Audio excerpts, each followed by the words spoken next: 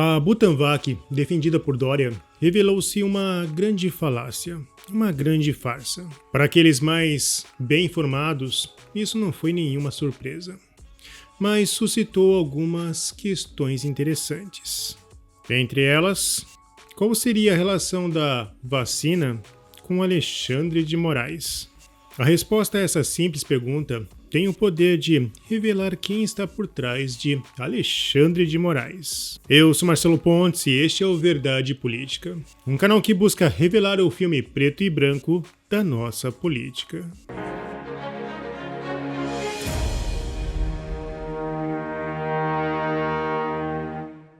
Bom, antes de começar esse importante vídeo, já deixa aqui o seu curtir. O YouTube nunca vai entregar um vídeo com mais curtidas do que visualizações. Durante a pandemia, nos deparamos com o que muitos definiram como um governo global. E esse novo sistema foi caracterizado pela centralização de diretrizes que atropelaram as soberanias dos países. Sem respaldo científico consistente, várias condutas foram implementadas sob a égide de uma visão quase dogmática. E esse dogma foi criado e alimentado pelas ideologias de origem progressista. E podemos chamar isso de primeiro experimento de onda global. E no Brasil, sob essa onda, vivenciamos por 2 anos um exemplo de fascismo chinês. O Estado escalou novas regras de maneira unilateral e o cidadão comum foi forçado a aceitar tudo.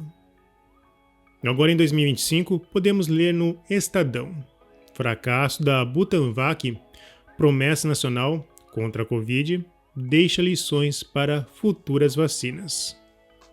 Lançada em alarde em 2021 como solução brasileira para a pandemia, seus resultados de testes tardaram e ficaram aquém do necessário para justificar a fase final de estudos. Em agosto de 2024, após os resultados de fase 2, que apontaram que a vacina não tinha capacidade ao menos equivalente à community de gerar anticorpos, os resultados foram interrompidos. Supondo que a quantidade de anticorpos fosse semelhante ou maior, ainda haveria uma fase 3, com milhares de voluntários para avaliação de eficácia. Diante de uma nova variante, a Omicron, a eficácia da Coronavac, que virou Butanvac, caiu para baixo do recomendado pela OMS. Isso significa que, na prática, os riscos foram maiores do que os benefícios. Devo ressaltar que as vacinas salvaram a humanidade, porém elas precisam passar por várias baterias de testes até ser aplicada a nível global. E isso não ocorreu na pandemia. Mas no caso da Coronavac, podemos dizer que foi o placebo mais caro que o Brasil já pagou. $10 a dose, custando em 2022 11 bilhões de reais. E quem não se lembra da propaganda anticientífica de João Dória, prometendo que ninguém iria morrer, pois sua vacina tinha 100% de eficácia. Na apresentação da Anvisa, a realidade, a eficácia era baseada em um único caso de um estudo extremamente limitado. E este caso foi para a Caixa de Acertos de Bolsonaro, que afirmou que a Butanvac era uma espécie de mandrake de São Paulo. Aquele ânimo de Napoleão, vindo de um empresário nanico de calças coladas, se mostrou assustador durante a pandemia. Mas o milionário Dória foi um político criado pela vontade do bilionário George Soros.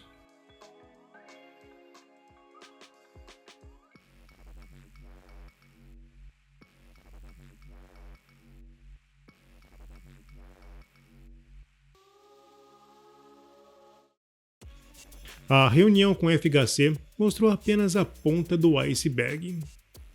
Quase toda a social-democracia no Brasil é financiada por Soros. E quando abrimos um pouco o leque, percebemos que Soros está em todo lugar. Todas as frentes contra o governo Bolsonaro no passado eram financiadas por Soros. Entre os nomes aparece do advogado Pedro Abramovar,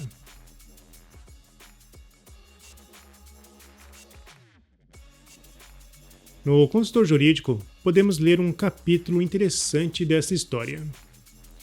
Em setembro de 2009, Luiz Roberto Barroso recebeu uma ligação do advogado Pedro Abramovay. Professor, se o presidente o convidasse para o Supremo, o senhor aceitaria? A pergunta era inusitada, mas não disparatada. Abramovay ocupava a Secretaria de Assuntos Legislativos do governo Lula e era ouvido não só sobre temas parlamentares, mas também sobre assuntos jurídicos relevantes. A escolha do próximo ministro do Supremo era um deles. No primeiro dia daquele mês, o ministro Menezes Direito havia morrido, vítima de um câncer agressivo. E o governo estudava os possíveis nomes para substituí-lo. Barroso respondeu: Pedro, se o presidente me convidar, aceito com muita honra. Mas de onde vem isso? É essa a pergunta-chave. De onde vem isso? A juíza exilada Ludmila Lins Grilo publicou Quem está por trás de Alexandre de Moraes. O que muitos desconfiavam foi confirmado por ex-funcionário do Departamento de Estado dos Estados Unidos. Na matéria, ela afirma: muitos de nós desconfiávamos. Havia inúmeras evidências. Jornalistas como Michael Schellenberg já haviam ventilado a hipótese. Só que agora, o que era uma hipótese muito plausível, diga-se de passagem, tornou-se uma certeza. E isso aconteceu no maior podcast do mundo, o de Joe Rogan. Michael Benz, ex-funcionário do Departamento de Estado americano e diretor de uma ONG pró-liberdade de expressão, Foundation for Freedom Online, decidiu jogar no ventilador o que muita gente desconfiava, mas poucos ousavam afirmar. O sistema judicial brasileiro sofreu infiltração e foi instrumentalizado para servir aos interesses da CIA. Sim, caros leitores, não é mais teoria da conspiração, é a realidade. E foi dita por ninguém menos que um ex-funcionário do alto escalão do Departamento de Estado dos Estados Unidos. É aqui que entra Alexandre de Moraes. Benz foi claro, Moraes foi o principal operador local do esquema.